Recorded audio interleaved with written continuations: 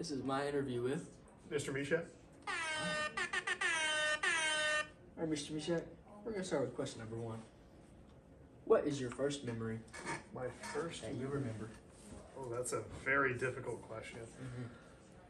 Mm-hmm. I have vague memories of like a third birthday party involving Winnie the Pooh, but I don't know much else beyond that. All right, that's good to know.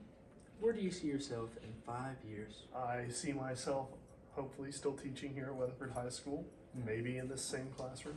That would be wonderful.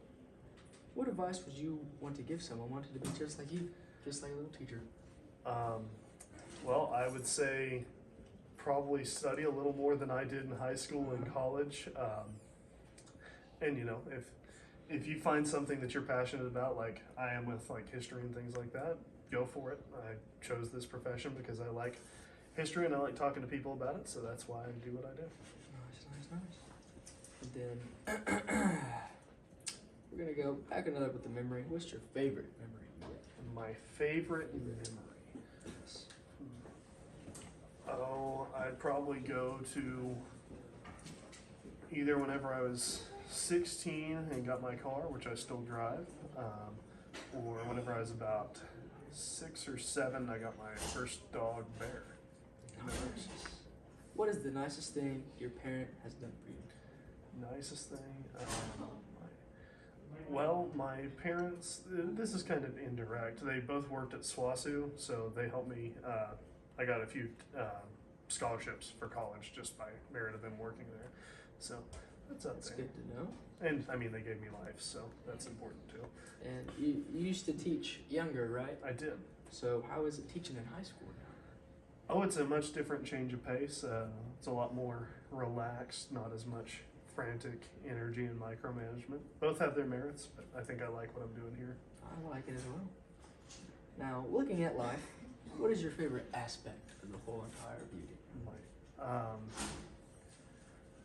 I don't, this is kind of going back to me as a teacher. I like it whenever I get to like see that eureka moment, whenever someone finally gets something that we're going over. All right. Just that moment of understanding. You go to Subway often? Maybe once a month. How do you make your sandwich when you go there? I get turkey and ham, pepper jack cheese on their Italian herbs and cheese bread. All right. I get it toasted, and I load that thing up. I get my usual order is all the veggies except for black olives and jalapenos, and then I don't put any like ranch or sauce or anything like that. I just put a little bit of salt and pepper on there. Sounds good. wonderful. You gotta try that out. And next one is Plankton really a villain? I think Plankton is a misunderstood character. Misunderstood character. I think that, you know, he goes about things in the wrong way. He just wants to have a successful business, you know, use some economics in there. He does have the Krabby Patties right next to him. He does. It's hard to out-business that. But he, I don't think he paid enough attention to his high school economics classes. You probably shouldn't open up your store directly across from your top competitor. And you should probably diversify, you know, try not to just make exactly what they're making. You want to have a good substitute that, you know, if I'm not really feeling a Krabby Patty, maybe I can have like a plankton taco or something like that. Yeah, sounds great. And what would you do to Weatherford to make it a little better for our students and residents here? Oh, whenever you say that, like, what would I change about the town, or just like what something would you that I could? add, or what would you change?